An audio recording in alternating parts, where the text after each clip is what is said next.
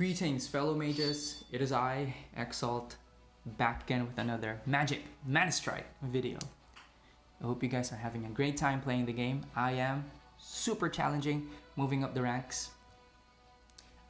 Rank 9 is almost in the horizon, but every time I find myself advancing, I'd meet better players with better equipment, and I'll end up falling back to rank 7.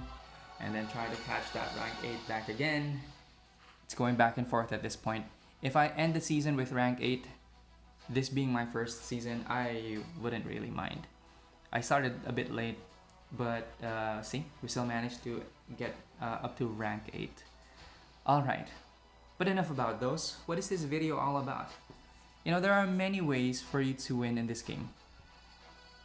In another video, I said that this game is, you know, it's a bit of a pay to win kind of game, right?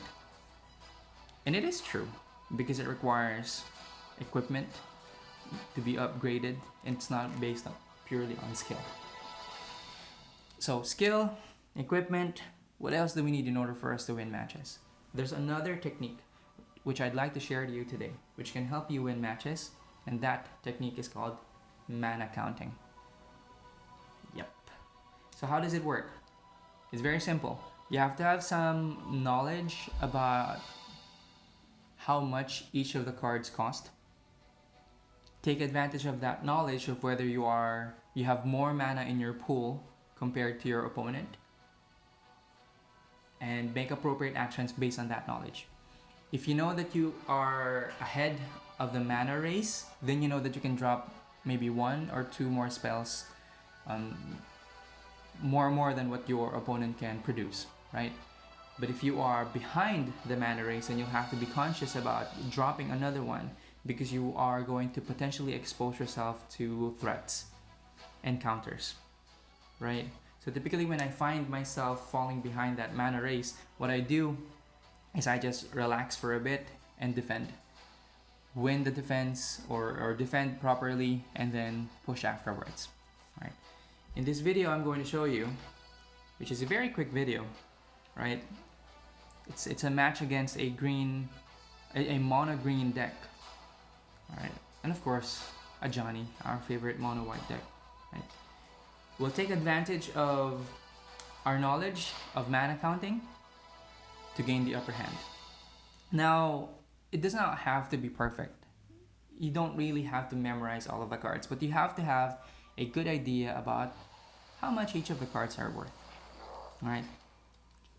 In your head, try to play whether you're still even in terms of mana, if you're falling behind because you've cast more than what your opponent did, or if you have more, right? So in this case, we are tied because we both dropped a 4 mana creature. Now I am ahead because he dropped a Ratchet Bomb plus the Hedron Scouts. So I know that I can drop 2 more creatures. So that's how I operate, right? I don't necessarily have to memorize the mana cost itself, right? But I know that he dropped 2 additional creatures, so I can more or less defend with 2, right? And if I win my defense, now I am ahead because I have more creatures than him, right? In this case, what he did was he dropped the Hedron Scouts. He dropped the Ratchet Bomb right over here, and then dropped the Hedron Scout right there, so I know that I can play 2 more mana and defend, right? So I dropped the Core Entangler, which is right over there, being blocked by one of the Hedron Scouts, and then my Mage. So I know that I am ahead.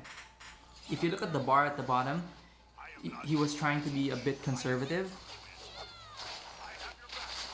but the blinding mage is such a big threat. So instead of destroying this entire mob, what the player did was to simply defend against